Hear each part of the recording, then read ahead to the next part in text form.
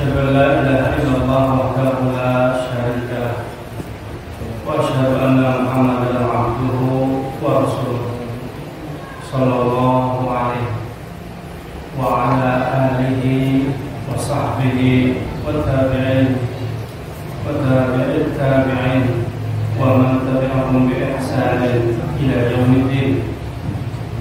يا أيها الذين آمنوا اتقوا الله حق تقاته ولا تموتن إلا وأنتم مسلمون. يا أيها الناس اتقوا ربكم الذي خلقكم من نفس واحدة وخلق منها زوجها وبث منهما رجالا كثيرا ونساء واتقوا الله الذي تساءلون به والأرحام إن الله كان عليكم رقيبا. يا أيها الذين آمنوا اتقوا الله وقولوا قولا سديدا يصلح لكم أعمالكم ويغفر لكم ذنوبكم ومن يطع الله ورسوله فقد فاز فوزا عظيما. فإن أصدق الحديث كتاب الله وخير الهدي هدي محمد صلى الله عليه وعلى آله وسلم وشر الأمور محدثاتها فإن كل محدثة بدعة وكل بدعة ضلالة وكل ضلالة في النار. إخوان في الدين a'azakumullah, kaum muslimin rahimakumullah. Setiap pribadi seorang muslim ketika dia sudah mengikrarkan dirinya bahwa dia adalah seorang pribadi muslim, maka dia memiliki kewajiban-kewajiban untuk dia laksanakan, baik kewajiban itu kepada Allah Subhanahu wa taala maupun kewajiban itu kepada masyarakatnya. Kewajiban yang harus dia tunaikan kepada Allah Subhanahu wa taala, selain setelah dia bersyahadat kepada Allah, mengikrarkan dirinya bahwa dia adalah seorang pribadi muslim, maka dia wajib untuk menjalankan beberapa rukun-rukun Islam di dalamnya. Di antara rukun-rukun Islam yang paling utamanya, maka dia haruslah menjalankan sholat 5 waktu yang wajib dalam sehari. Kata Nabi alaihi salatu wassalam, as-sholatu imaduddin. Sholat itu merupakan tiangnya agama. Barang siapa yang telah menegakkan agama, dia telah melakukan sholat, dia telah menegakkan agamanya. Dan siapa-siapa yang telah meruntuhkan tiang itu, maka dia barang siapa yang telah meruntuhkan agama ini, dia meninggalkan sholat, maka dia telah meruntuhkan agamanya. Maka ikhwan fillah rahimakumullah, tidak ada satu orang pun di dunia ini ketika dia menghadap Allah Subhanahu wa taala, dalam satu harinya dia 5 kali bermunajat kepada Rabbnya. Dia menghadapkan dirinya ke arah kiblat, mengangkat kedua tangannya bertakbir, lantas membaca Al-Fatihah, yang lantas hatinya dia hadirkan ketika dia melafalkan semua bacaan-bacaan. Tidak satu pun yang berharap sholatnya ditolak oleh Allah Subhanahu wa taala. Dia berharap setinggi-tingginya agar sholatnya itu bisa diterima oleh Allah Subhanahu wa taala secara utuh. Akan tetapi Nabi alaihi salatu wasallam, seperti pada pertemuan yang telah lalu kita sampaikan, kata beliau bahwa sholatnya seseorang ketika dia menghadap Allah Subhanahu wa taala, ada yang diterima 1/10-nya, ada yang diterima 1/20-nya, ada yang diterima hanya 30%-nya, dan ada yang diterima khumusuhu, ada yang diterima hanya 50%-nya.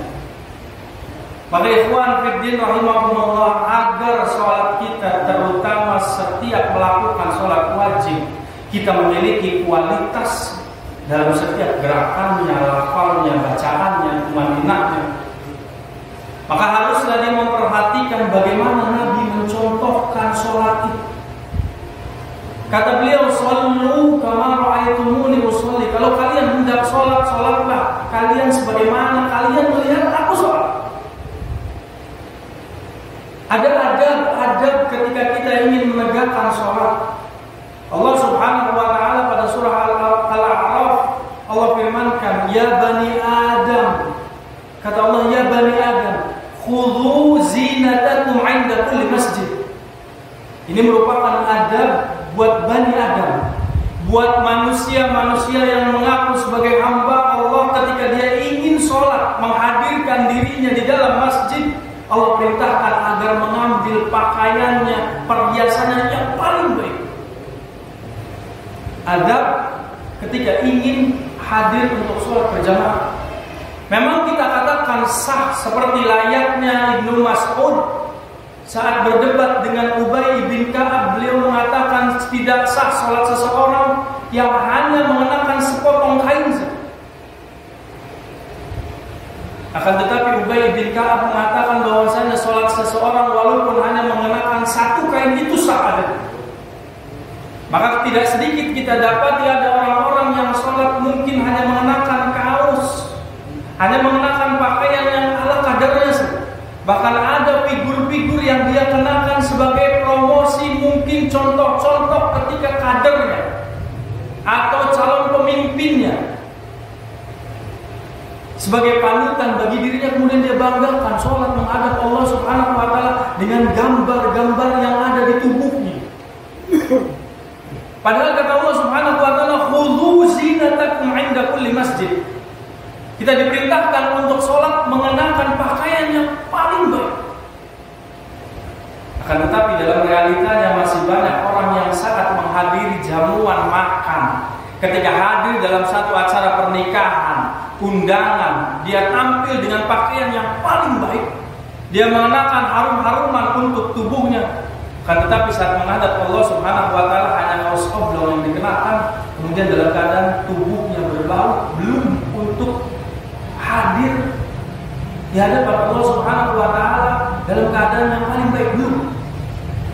Dia tidak mandi, dia biarkan tubuhnya berkeringat, kemudian dia bertakbir pada Allah Subhanahu wa taala. Setelah bertakbir, hatinya tidak pernah hadir. Allah, matanya ke atas, tangannya memegangkan semua jari jemarinya, kemudian hatinya tidak pernah mengikuti apa yang telah dia baca. Allah. Semua adab-adab yang Allah perintahkan, semua perintah yang Nabi contohkan untuk kita, agar kita memberikan hak kita kepada Allah Subhanahu wa taala yang paling baik.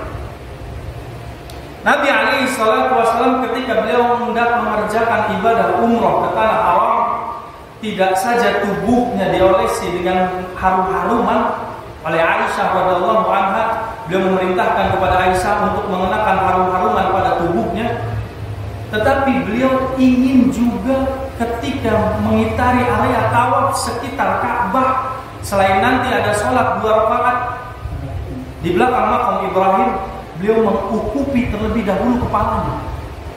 Dia ingin ketika tawaf dalam ibadah-ibadah yang besar, yang sholat di dalamnya ada dia lakukan, dia ingin tampil dalam keadaan yang paling baik.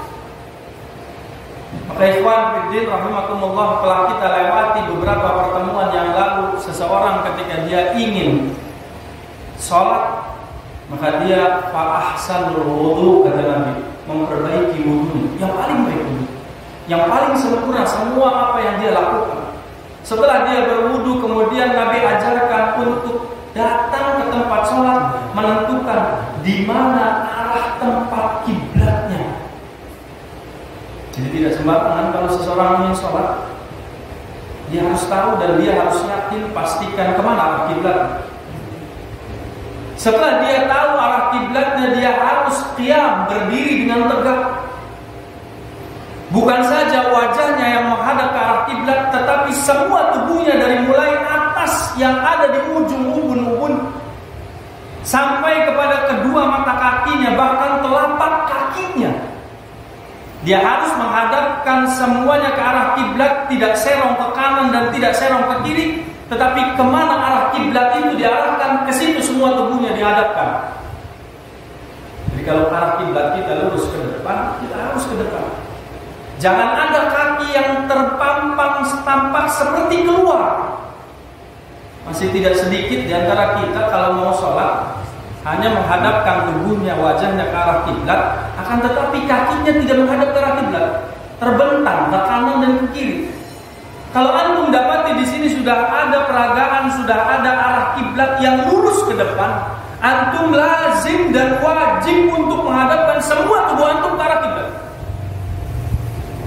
termasuk kaki antum dan semua jari jemari antum lurus ke arah kiblat. Jangan serong ke kanan, jangan serong ke kiri, jangan mentang ke arah keduanya. Arah kiblat kita sudah tentukan, sudah dipandu oleh Departemen Agama di sini. Lurus ke depan. Jadi antum lazim untuk menghadap ke arah kiblat secara tepat dengan tidak serong sedikit pun. Menghadap ke arah kiblat. Setelah antum selesai menghadap ke arah kiblat, kemudian antum membacakan takbiratul ihram sebagai permulaan semua gerakan selain sholat haram untuk dilakukan. Makanya takbiratul ihram mengharumkan seluruh gerakan-gerakan di luar sholat. Allahu Akbar.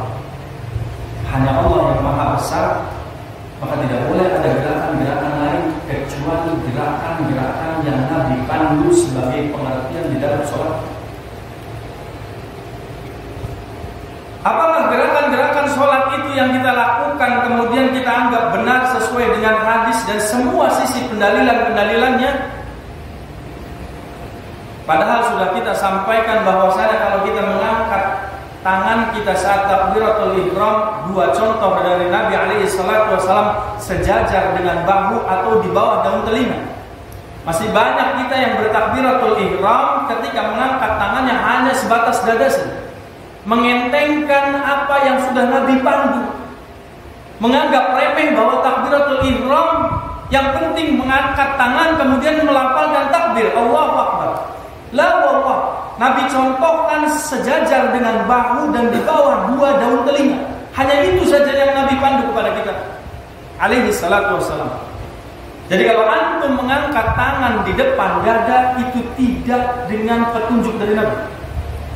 Kalau antum mengangkat tangan dua jemari, dua tangan antum di atas kepala antum, Allahu Akbar, Allahu Akbar, antum tidak selaras dengan yang Nabi contohkan. Kalau antum mengangkat takbiratul ihram kemudian lantas meletakkan tangan antum di arah perut antum di sebelah kiri, berarti antum tidak sesuai dengan apa yang Nabi contohkan. Nabi alaihi salatu wasallam ketika mengangkat kedua tangannya bertakbir merapatkan semua jari jemarinya.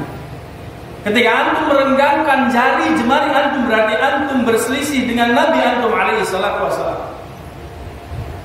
Antum tidak ikut apa yang beliau contohkan, apa yang beliau pandu, apa yang beliau ajarkan dan peragakan kepada kita. Padahal kita berharap agar sholat kita nanti saat dihisab oleh Allah Subhanahu wa Ta'ala menjadi amalan yang utuh di hadapan Allah Subhanahu wa Ta'ala. Kalau sholat itu tidak sempurna, kita masih punya amalan-amalan sunnah di dalam sholat kita. Ikhwan fiddin rahimakumullah, saat semua manusia dikumpulkan di padang mahsyar, kita berharap semuanya yang kita lakukan sebagai amalan yang utuh tidak tercemari dengan amalan-amalan yang mengandung riya, tidak tercemari dengan amalan-amalan yang mengandung bid'ah, tidak tercemari amalan-amalan kita itu yang sesuatunya dianggap ghulu, berlebihan. Maka ikhwan fiddin rahimakumullah, salat kita setiap harinya kita lakukan 5 waktu. Kita tambah nawafil qabliyah subuh 2 rakaat, qabliyah duhur 4 rakaat, ba'diyah duhur 2 rakaat, ba'diyah maghrib 2 rakaat dan ba'diyah isya 2 rakaat, serta kita tambahkan qiyamul lail sepertiga malam akhir. Semuanya tidak kurang 40 rakaat dalam satu malam. Kita ingin sholat itu diterima oleh Allah Subhanahu wa Ta'ala. Akan tetapi apa jadinya ketika kita bertakbiratul ihram, takbirnya tidak sesuai dengan yang Nabi contohkan? Apa jadinya ketika kita sholat, hati kita tidak pernah hadir apa yang kita baca, kita ikuti dengan apa yang kita maknai di dalam hati kita. Kita sholat, hati kita tidak menghadap Allah Subhanahu wa Ta'ala.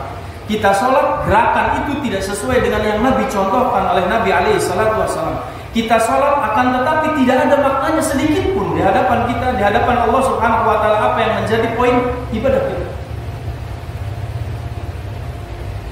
Maka benar Nabi alaihi salatu wassalam memandu kita ketika beliau mengatakan shollu kama ra'aitumuni usolli, kita harus ikut seperti apa yang beliau contohkan. Kalau kita sudah membaca Al-Fatihah secara sempurna, kita tahu di situ ada dialog antara abid dengan Rabbnya, seorang hamba dengan Tuhannya. Maka dia harus tahu apa yang dia baca dari mulai ta'awudz billah sampai wallahualam amin, karena Al-Fatihah merupakan rukun di dalam sholat. Kata Nabi alaihi salatu wasallam, la sholata liman lam yaqra bi Fatihatil kitab. Tidak ada sholat bagi seseorang yang tidak membaca Al-Fatihah di dalamnya. Berapa banyak orang yang sholat, saat sholatnya dilakukan secara jahriyah, bacaannya begitu sempurna dari mulai Bismillahirrahmanirrahim secara sir, ataupun dia jaharkan sampai waladhdallin amin, harokatnya tepat, panjang pendeknya, fasohahnya luar biasa. Akan tetapi ketika dibaca dalam keadaan sirriyah, kita tidak bisa mengikuti bacaan. Kita baru pada bacaan Maliki Yaumiddin, si imam yang begitu sempurna bacaannya sudah rukuk terlebih dahulu. Ikhwan fiddin rahimakumullah, innal musalli yunaji rabbahu fala yajhar ba'dukum li ba'din. Kata Nabi alaihi salatu wasallam, seseorang yang sholat dia sedang berdialog dengan Allah Subhanahu wa taala. Jangan engkau keraskan bacaan satu sama lain. Berapa banyak di antara kita ketika sholat kita terganggu dengan bacaan. Berapa banyak ikhwan di antara kita dia menjaharkan sholatnya padahal dia dipimpin oleh seorang imam yang jahriyah. Maka ikhwan fiddin rahimakumullah, ada ketika seseorang sholat, selain dia mendengar apa yang imam baca, maka wajib bagi dirinya untuk menyimak apa yang menjadi bacaan imam, bukan saling mengeraskan bacaannya.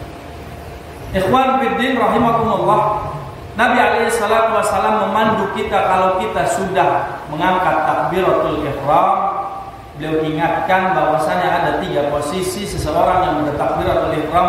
Dalam ketiganya semua dipandu oleh beliau alaihi salatu wasallam. Yang pertama pada punggung tangan, yang kedua pada pergelangan tangan, dan yang ketiga pada siku atau pangkal lengan.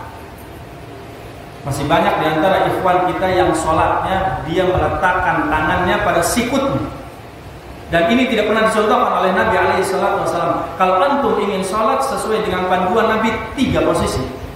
Di punggung lengan, di pergelangan tangan, dan di pangkal lengan. Cuma itu yang beliau contohkan. Kemudian ketika antum meletakkan kedua tangan antum di atas dada antum, maka tidak halal bagi seseorang yang meletakkan tangannya di luar yang Nabi pandu. Kalau Nabi mencontohkan ala sadrin, di atas dadanya, dari mana contohnya seseorang meletakkan tangannya di bagian lambungnya? Ini terjadi hanya pada salat khauf yang memungkinkan memegang senjata. Dari mana contohnya seseorang yang mengangkat takbiratul ihram kemudian meletakkan tangannya pada sebagian di bawah perutnya, di atas zakarnya? Padahal Nabi alaihi salatu wasallam mencontohkan ala sadrin, di atas dadanya. Berapa banyak di antara ikhwan kita yang mengentengkan atau tidak mau mengikuti panduan dari Nabi alaihi salatu wasallam ketika kita berikan keterangan yang penting kan sholat. Maka ikhwan fiddin rahimakumullah, Nabi alaihi salatu wasallam benar-benar sebagai figur buat kita. Maka beliau ketika ingin memulai sholat, sebelum membaca Fatihah, beliau mengawalinya dengan bacaan ta'awudzu billahi minasyaitonir rajim. Pada pertemuan yang lalu sudah pernah disampaikan bahwasanya seseorang yang ingin sholat sebelum memulai dengan basmalah, mengawali membaca surat Al-Fatihah, dia harus membaca ta'awudzu billahi minasyaitonir rajim pada rakaat yang pertama. Sehingga pada rakaat kedua, pada rakaat ketiga, pada rakaat keempat, ketika beliau salat zuhur, salat isya, salat asar, atau salat maghrib dan subuh, hanya di awal ketika hendak membaca surat Al-Fatihah. Akan tetapi kalau dia terganggu salatnya, hatinya sulit untuk dihadirkan karena perkara-perkara dunia hadir kepada dirinya, baru mengucapkan takbiratul ihram, Allahu Akbar. Tadi uang yang saya sudah siapkan diambil anak, tidak ya? Kepikiran, kemudian syaitan terus membisikkan kita agar sholat kita rusak. Syaitan Hanzab membisikkan seseorang anak Adam yang ketika dia ingin menghadap kepada Rabbnya baru mengucapkan takbiratul ihram, Syaitan Hanzab menghadirkan semua perkara-perkara urusan keduniaannya. Sehingga beliau mengatakan udkur kada, diingatkan perkara-perkara yang sejenis semua urusan-urusan dunia yang tidak lebih mahal daripada bangkai yang bisa kita dapati. Kalau kita melihat seekor kambing yang sudah mati, kata Nabi alaihi salatu wasallam, siapa yang menginginkan bangkai kambing ini? Di pasar-pasar Nabi mengeraskan suaranya seraya bertanya kepada para sahabatnya dan orang-orang yang berlalu lalang di pasar, siapa yang mau bangkai kambing ini akan dijual dengan 10 dinar. Ya Rasulullah, ini hanya seekor kambing yang sudah menjadi bangkai. Kata Nabi, akan aku berikan secara gratis. Siapa yang mau mengambilnya? Tidak ada yang mau. Beliau mengatakan, sungguh dunia ini lebih hina daripada bangkai kambing yang terus setiap hari kita bela.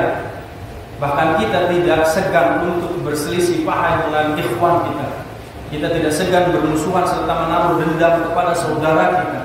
Kita tidak segan untuk memberikan fitnah, menggunjing seseorang dengan perkataan-perkataan yang buruk yang dia tidak pernah lakukan. Kita tidak segan untuk memfitnah orang lain agar kita mendapatkan dunia kita. Ikhwan fillah rahimakumullah, seseorang yang baik sholatnya, maka dia sungguh akan selamat di hadapan Allah Subhanahu wa taala, karena Nabi mengatakan bahwa ma yahasabu bihi indallah as-shalah. Seseorang hamba yang akan dihisab oleh Allah Subhanahu wa taala adalah sholatnya. Maka kalau dia hatinya dalam keadaan kurang hadir ketika sholat, hatinya terus mengembara kemana-mana ketika sholat, hatinya dikacaukan oleh bisikan-bisikan syaitan, Nabi ingatkan itu adalah setan Hanzab. Fasta'id billahi minasyaitonir rajim.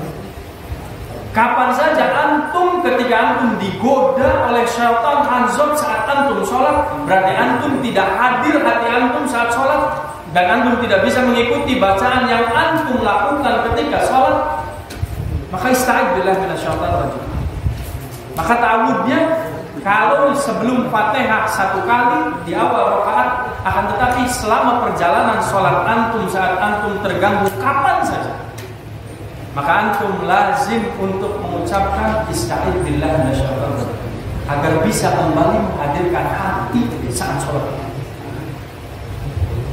Seorang yang sholat, kalau dia sudah sempurna bacaan Fatihahnya, kalau dia berada di belakang imam saat menyimak bacaan imam Fatihahnya, maka Nabi alaihi salatu wasallam menjanjikan setiap orang yang membaca Al-Quranul Karim dari ayat-ayat Allah, dia mengatakan, man qara'a harfan min kitabillah falahu bihi hasanah wal hasanatu bi'asri amsalihha.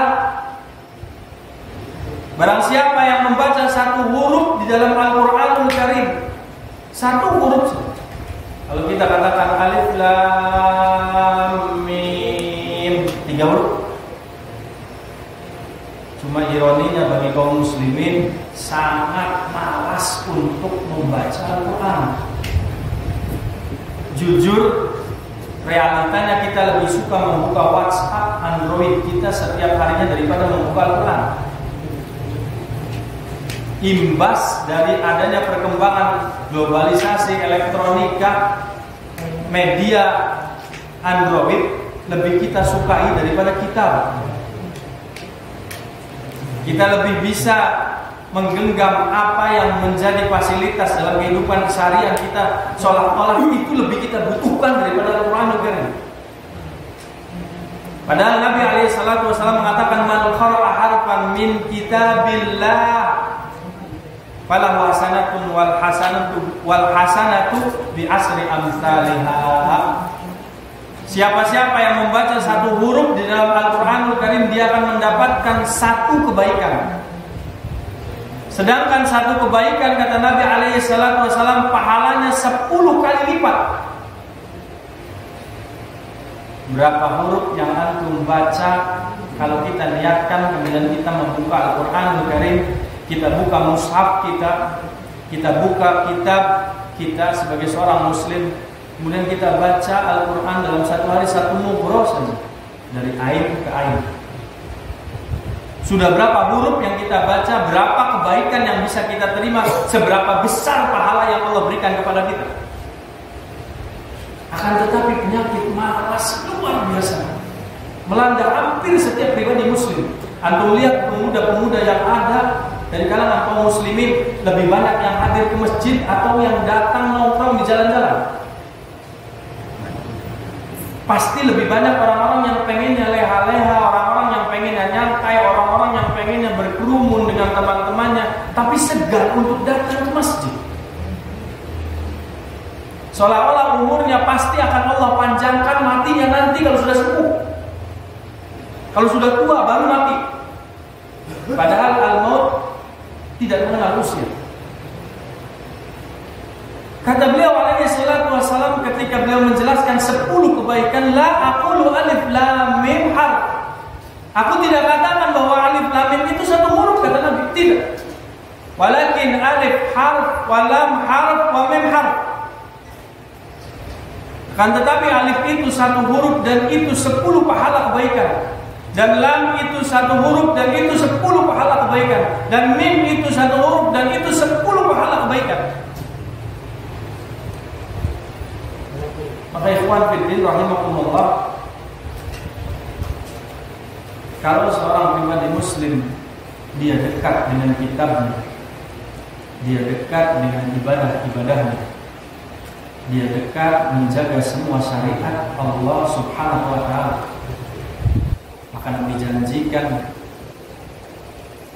siapa-siapa yang menjaga syariat Allah, Allah pasti akan menjaganya. Sesuai ucapannya, ihfadillah yahfadka. Jagalah Allah, artinya semua syariat-syariat Allah kita jaga, kita perhatikan, Allah pasti akan menjagamu, pasti. Bukan harga tawar seorang pribadi muslim yang dia taat pada Allah, yang dia terus untuk mutabaah kepada sunnah nabinya dalam segala permasalahan hidupnya, baik di dunia maupun nanti di akhirat. Allah akan beri kemudahan demi kemudahan.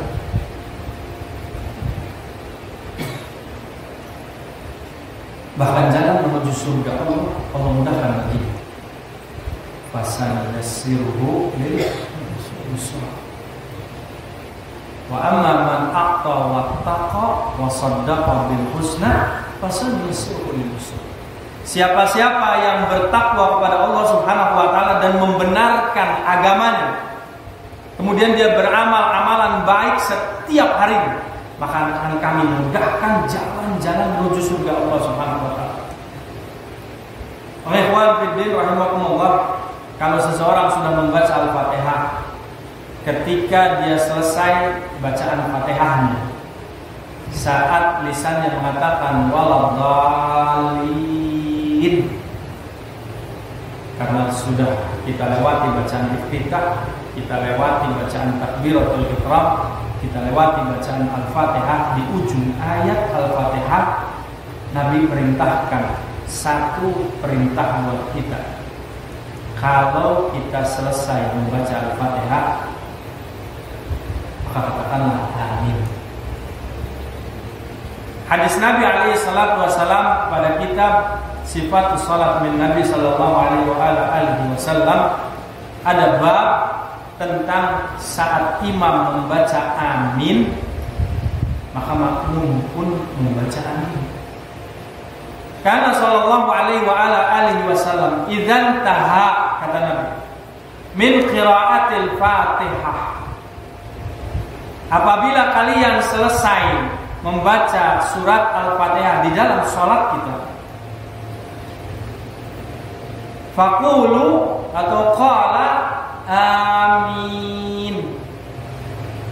Aminnya ada yang dengan bendera 6 harokat, boleh dibaca dengan 3 harokat maqabi'i amin. Tapi yang jelas alifnya dipanjangkan, mimnya dipanjangkan.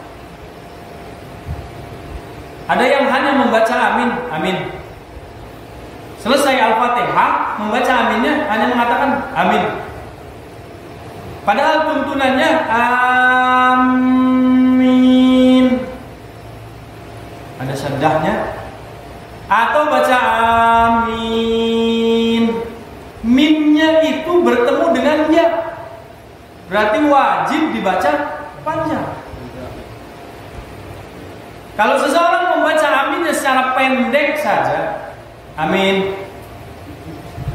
maka itu dia tidak mengikuti apa yang Nabi ajarkan tentang bagaimana cara membaca amin.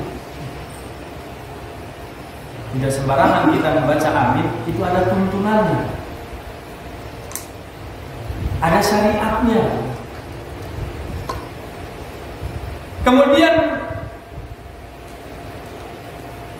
apa fadilahnya ketika seorang makmum berada di belakang imam, lantas dia mengucapkan atau melafalkan amin bersama dengan imam saat imam membaca amin. Ada keutamaan bagi seorang makmum yang membaca amin saat dia bersamaan dengan imam, karena para malaikat mengaminkan bacaan orang yang sholat berjamaah bersama imam. Jadi tidak sembarangan ucapan amin yang mungkin kita pandang sederhana, mungkin beberapa orang merasa bahwa ucapan amin itu tidak penting sehingga melewati bacaan amin, dia melupakan bacaan amin. Padahal keutamaan melafalkan bacaan amin, kata Nabi alaihi salatu wasallam, idza qala al-imam ghairil maghdubi alaihim waladdallin faqulu amin. Apabila imam selesai membaca ghairil maghdubi alaihim waladdallin, maka katakan atau ucapkanlah oleh kalian amin. Fa innal malaikah, karena sesungguhnya malaikat taqulu amin. Para malaikat itu mengucapkan amin. Wa innal imamu yaqulu amin. Dan imam juga mengucapkan amin. Ada tidak imamnya ketika waladhdallin dia tidak mengucapkan amin? Hanya makmum saja yang diperintahkan untuk mengucapkan amin, dirinya tidak melafalkan, tidak menjaharkan bacaan aminnya. Padahal Nabi alaihi salatu wasallam mengatakan wal imamu yaqulu amin, dan imam juga diperintahkan untuk mengucapkan amin. Wa bil lafdin idza ammana al imam fa aminu.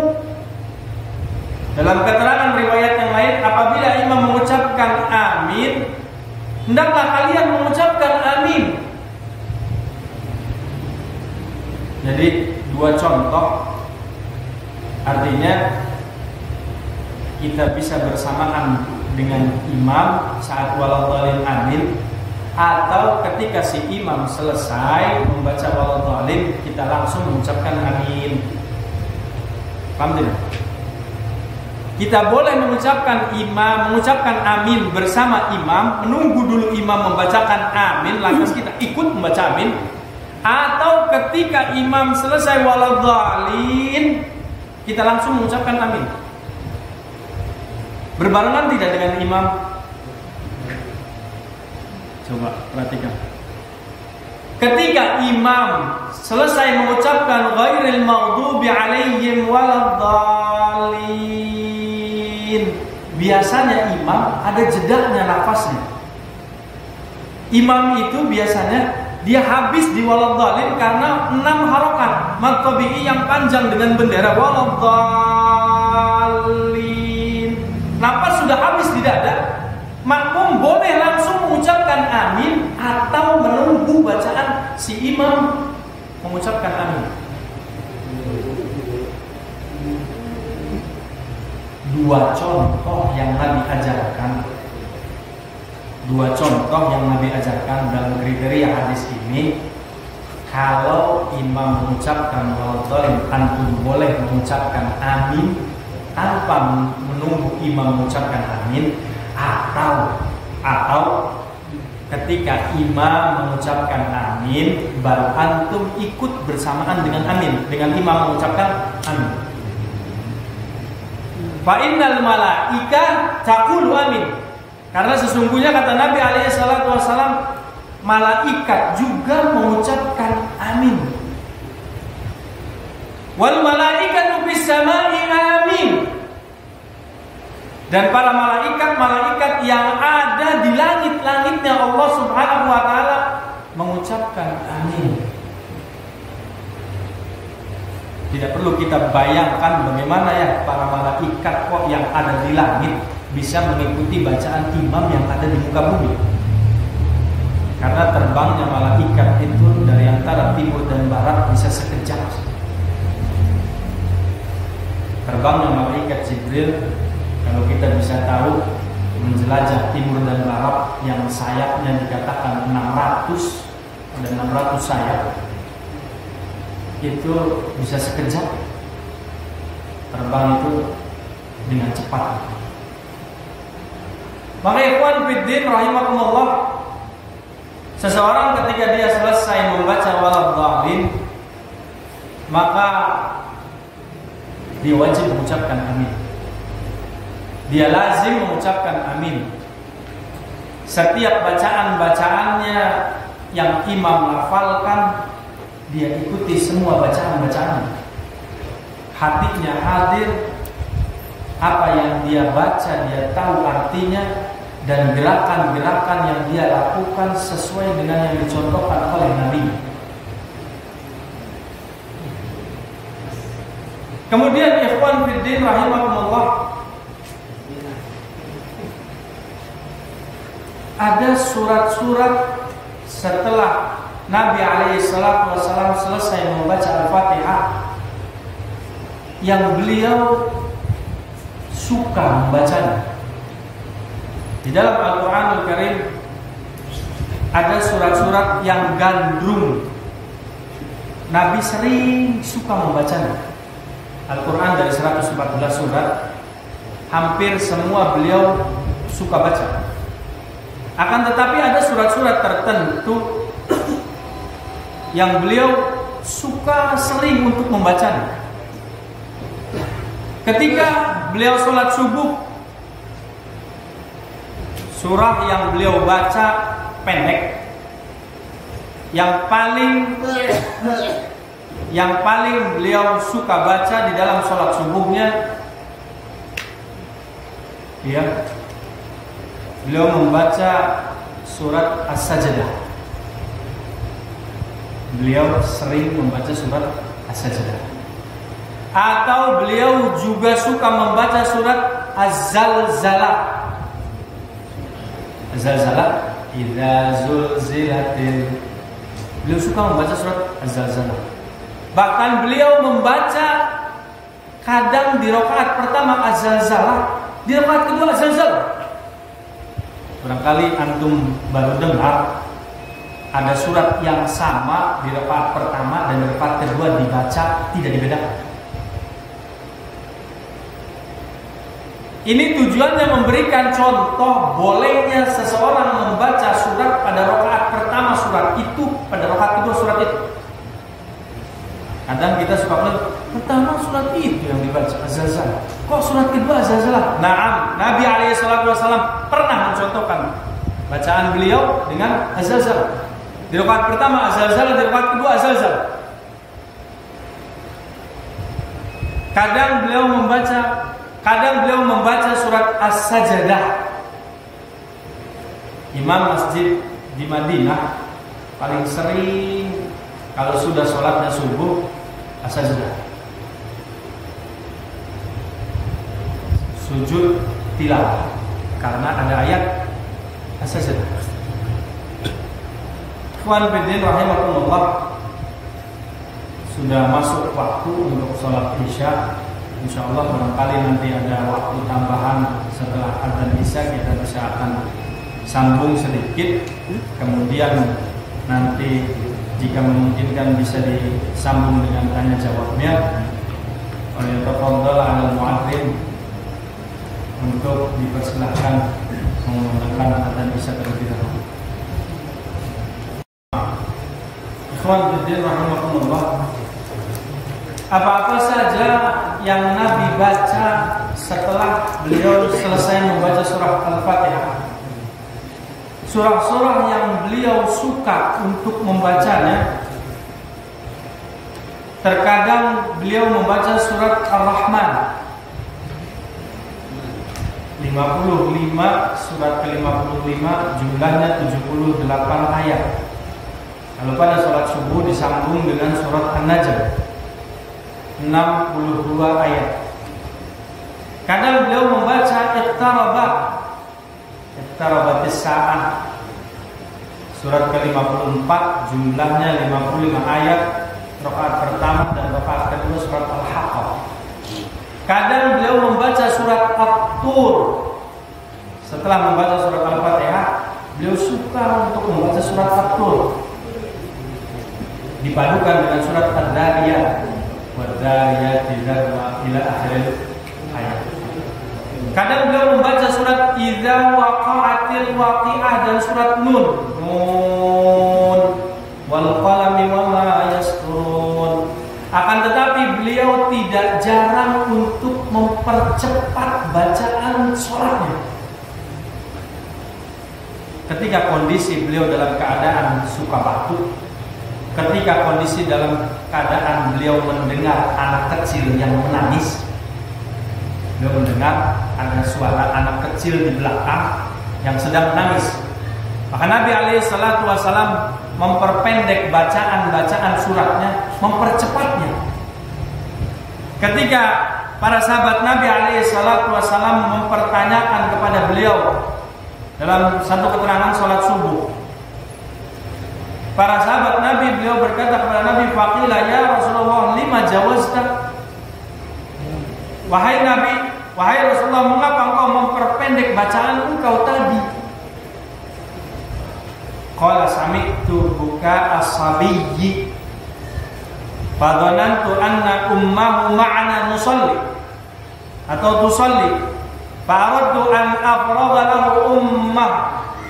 Kata beliau alaihi salatu wasalam, ketika salah seorang sahabatnya bertanya, wahai Rasulullah, kenapa engkau memperpendek bacaan sholatmu? Kenapa sih cepat gitu tuh bacaan? Beliau bersabda, saya mendengar tangisan seorang bayi dan saya mengira ibunya sholat bersama kami. Memang Nabi itu akhlaknya paling mulia di muka bumi. Tidak ada orang yang lebih mulia akhlaknya dari dirinya. Sehingga ketika beliau sholat, sekalipun ketika terdengar ada suara anak kecil, beliau tidak memanjangkan sholat. Beliau memperpendek bacaan sholatnya dengan tidak mengurangi tingkat kekhusyuannya, karena beliau ingin memberikan kesempatan kepada anak yang tadi menangis agar bisa segera bertemu dengan ibunya. Sekarang menjadi pertanyaan, bolehkah seorang ibu untuk mengambil anaknya ketika sholat, menggendongnya Ketika beliau ingin ruku atau sujud meletakkannya kembali. Kalau mungkin pada zaman kita sekarang kalau handphonenya lupa dimatikan berbunyi, bahkan kadangkala suaranya dangdut, kadangkala suaranya musik, kadangkala suaranya macam-macam luar biasa. Beliau orang yang sholat tadi tidak mau mengambil handphonenya kemudian mematikannya terlebih dahulu, karena menganggap itu adalah hajat di luar sholat. Sehingga terus handphonenya berbunyi mengganggu satu ruangan masjid. Padahal kalau dia mengganggu satu orang saja itu sudah satu kemudaratan, satu keburukan. Maka lazim bagi seseorang yang dia lupa terkait masalah selulernya barangkali, atau terkait hajatnya yang mengganggu orang banyak saat sholat berjamaah, dia wajib menghentikan terlebih dahulu apa yang menjadi hajatnya. Ambil dulu handphonenya, matikan, baru letakkan kembali. Si ibu juga ketika menggendong anaknya yang nangis, digendong terlebih dahulu. Bahkan Nabi SAW sempat menggendong Hasan dan Husain saat dia sedang sholat. Ketika beliau mau ruku dan sujud, dia letakkan terlebih dahulu. Dia ruku, dia sujud. Kalau sudah selesai, kembali dia kepada sholatnya. Bahkan ada tuntunan ketika dia dalam keadaan sholat, lantas datang seorang tamu mengetuk pintu rumahnya, dia buka terlebih dulu pintu rumahnya tanpa membatalkan sholat. Kemudian dia kembali ke tempat sholat. Maka ikhwan fiddin rahimakumullah, orang yang sholatnya paling utama, yang paling sempurna gerakannya, yang paling paham bacaannya, yang paling tumanina setiap apa yang dia lakukan di dalam sholatnya, yang dia paham setiap kata-katanya, hatinya hadir, maka sholatnya sempurna. Gerakannya tumanina, maka sholatnya sempurna.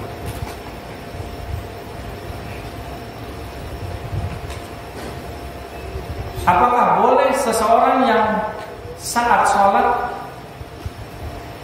dia memotong-motong surat dari beberapa bagian-bagian?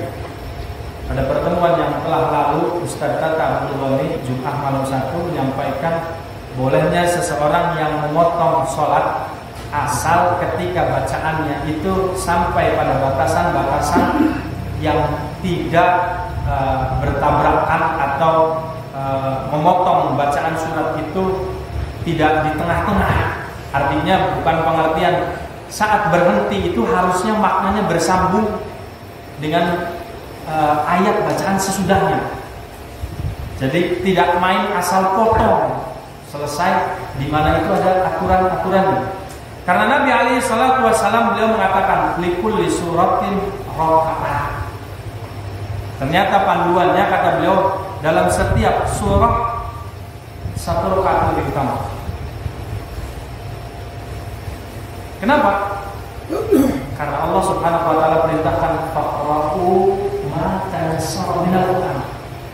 Baca oleh kalian apa yang mudah bagimu. Jangan kita mau membaca surat Al-Baqarah dalam satu rakaat. Panjang, membutuhkan waktu yang lama, sehingga akhirnya timbul fitnah di belakang.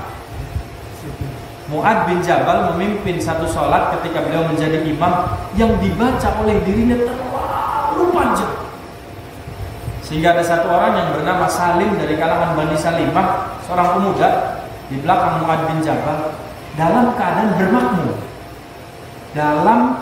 bermakmum, dia batalkan sholat. Ketika diberitahukan kepada Mu'adz bin Jabal oleh sahabat Nabi yang lain, wahai Mu'adz, seseorang dari Bani Salimah telah membatalkan sholatnya saat dia bermakmum di belakang dirinya. Kata Mu'adz bin Jabal, sungguh dia terkena sifat munafik. Aku akan adukan perkara ini kepada Rasulullah. Kata si pemuda tadi yang bernama Salim, beliau pun mengatakan, aku juga akan mengadukan perkara ini kepada Rasul.